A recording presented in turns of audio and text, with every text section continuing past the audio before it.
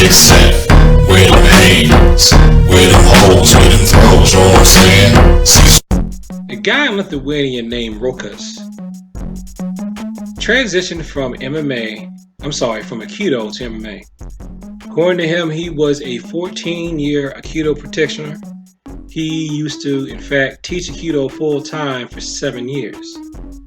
So eventually, after having done some experimentation where he was taking on an MMA fighter, he decided that Aikido was bad and that he's just going to dump it and start taking MMA. And he blames Aikido because he says in his video that I'm responding to, even though he didn't ask me to, he doesn't know me, and I'm just doing this for the views, just to be honest. He said that idea that it's not the style, it's the stylist, it's BS. Some styles are bad, some styles are good. Well, even though Aikido is not something it's not a dog I have a fight in, I still say that I believe he's incorrect. It is always the stylist, not the style. Now, I will say that there are some bad students. There are perhaps some bad schools. There are some bad teachers. There are just some bad people. There are some people who know what they're doing, and there's some people who don't know what they're doing. But it's not the style. A lot of the problem is, first of all, you got people trying to make a style something that is not. I don't know why you would be an Aikido practitioner and think that you're supposed to go into MMA and be good at MMA when Aikido and MMA are two different words, therefore they're two different things. How good would the MMA people be at doing Aikido? How good should the Aikido people expect to do MMA? And another thing, I noticed in some of those things, it looked like Rokas was trying to, what I call, chase a joint lock or force a joint lock. If somebody knows that a joint lock is coming and you're sitting up there and you're trying to just go after and force a joint lock, it's not going to work because they're wiggling away from it. When I learned how to do joint locks, it was stun or distract, or if they're reaching at you to give it to them, you go with the momentum of their technique that they're giving to you and then reverse it on them. You don't try to force it. I've read a lot of Aikido philosophy and looked at a lot of Weishiba's work. Weishiba was the founder of Aikido. And if you think that Aikido is joint locks and wrist throws with no atemi at all, then you don't know what Aikido is. I'm sorry, you don't. If you think that the techniques of Aikido are Aikido, then you don't know Aikido. Aikido is up here. It's the philosophy. It's the mindset. If somebody's chasing after me, if they're lunging at me, and I let them lunge past me and just tip them a little bit over to where they trip and fall down, to me, that's part of Aikido. Well, how about I harmonize with their energy so much that we don't even have to go to blows? I think that would be the ultimate Aikido. I think that would be the ultimate in any martial art. But Rokas is saying that he's improving, and I believe that he's improving. But he's not improving, in my opinion, because he left Aikido behind and is going to MMA. He's improving because he was willing to leave Aikido behind and go to MMA. Meaning, no, I'm not going to tell you what that means. I'm going to say it again. It's not because he left Aikido behind and went to MMA. It's because he was willing to leave Aikido behind and go to MMA. Why would that make somebody a better practitioner? I'm not going to tell you why directly. No, I'm just playing. It's because he's got an open mind. Having an open mind and being willing to learn and try new things is what ultimately makes you better at whatever you want to do. Now, hey, maybe MMA suits his temperament better and he just likes it better. And that's okay. It's okay for him to say, I don't want to do that. I want to go and do that. But what you may find, Rokas, is one day you may go, you know what? I'm going to go head back to Aikido. A long time ago, somebody told me that the reason why I wanted to cross-train from Taekwondo is because I really didn't understand Taekwondo. So I said, so should I just stop cross-training Judo? And he goes, no, don't be ridiculous, cross-training Judo. But just remember what I said. Just think about what I said. And he was right. A lot of times, if we use our martial arts styles for what they're for, which is self-defense, defending me, I can't think of a style that doesn't have everything that you really need to defend yourself from somebody trying to hurt you. Even if it doesn't quote unquote cover all ranges of combat. For single person to person weaponless combat, just about anything, honestly, will get the job done. I don't care how bad you think style is. Against an untrained person, you are probably going to be fine no matter what you study. Now, I put together what I studied because I started noticing where I didn't want to always have to punch and kick the person. I wanted to be able to hold somebody down. Now, keep in mind with my personal story, it might have been because when I was little, I was taking judo and I didn't remember taking it until I saw that same instructor as an adult. Then the memories came flooding back. And I was like, oh my God, that's that old guy. Because I was too little to be in a class. So I wasn't officially there. You know what I mean? I was too young to register for the class, but I was still hanging around it.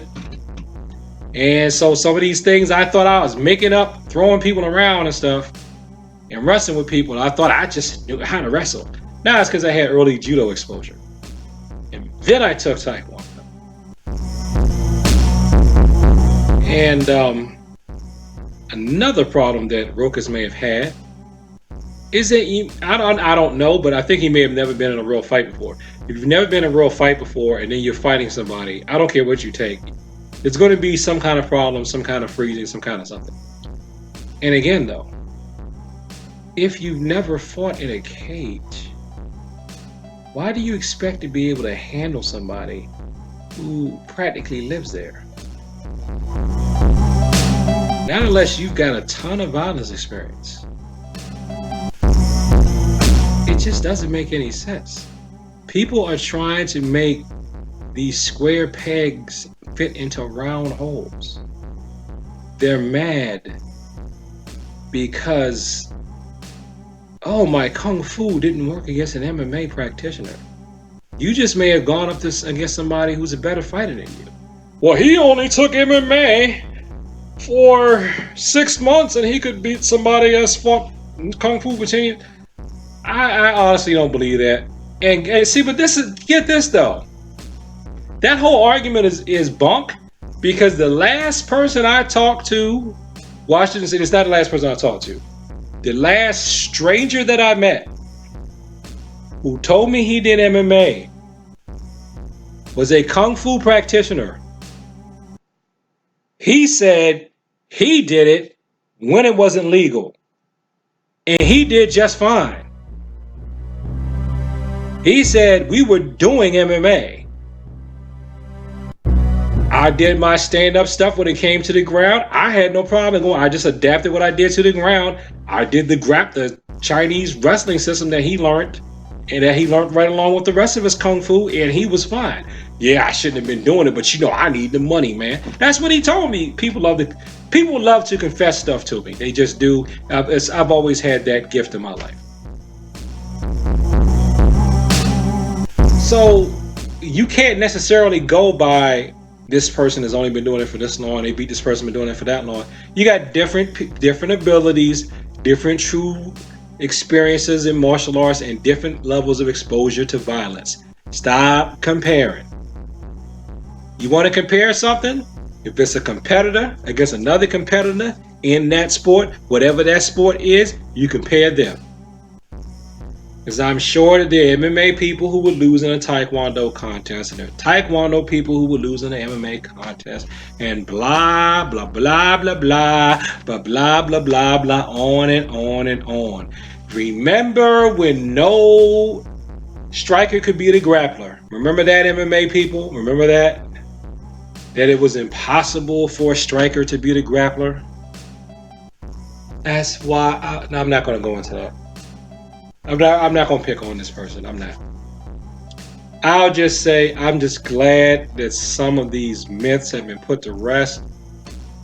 And I was actually thankful when MMA came out in a way, because I've been telling people We can't just rely on hitting. I don't want to just hit people. Was there anything I can do besides hit the person? Oh, strike. Now I will say this. I mean, if we're talking about self-defense, where somebody might stab you if you're too close, yeah, you want to go to striking. But if it's somebody you don't want to strike, but you got to stop this person, then we got to go on the grappling. And that's where MMA could be useful. But MMA has one huge flaw when it comes to self-defense. And I hope that Rokas watches this video, and I hope if he watches it, I hope he watches it until the end, because he's thinking that he's better equipped now for a real confrontation with MMA than he was with Aikido. That's not necessarily true, especially from a legal standpoint, because the ground and pound in MMA in some states, at least in Maryland, can be considered as deadly force. And I know there was one incident that I read about in the news where a man started grounding and pounding his stepson. The stepson pulled out a knife, stabbed the stepfather who was grounding and pounding him, and the stepson was legally cleared because the prosecutor said that grounding and pounding was excessive force or was deadly force. So the whole habit of going to the ground and grounding and pounding, y'all need to cut that out. For real. I mean, that should only be for if you're trying to really punish or kill somebody. You don't need that in a contest. Or if you get them down, it should be like they do 3 hits. They grind and pound, they get 3 hits. That's it. Stop. They get you on there, go bap, bap, bap. The match should be over. Should be over. Should be over. Because, or just like I do with what I cobble together. Judo mat work, jiu-jitsu mat work. If you're on the ground, when you're standing up, you have judo throws and taekwondo punches and kicks. You could do that MMA. But you don't want to, because you know that people love to see people get beaten half to death. But you know that the techniques exist. So anyway, back to what I was saying. My whole point is this. What's making Rokas better is not that Rokas is taking MMA. It is that Rokas is willing to take MMA, is willing to go outside of his comfort zone, and willing to expand. And that is ultimately what makes us better. And that is why, no matter what you say, it's still the martial artist and not the martial art. Thanks for watching this video. Like, comment, subscribe. Please share this with people. Like to talk about the martial arts. And if you want to know who I am, my name is Cecil Washington. I teach martial arts part-time. Go to my About tab to get my full story. And peace.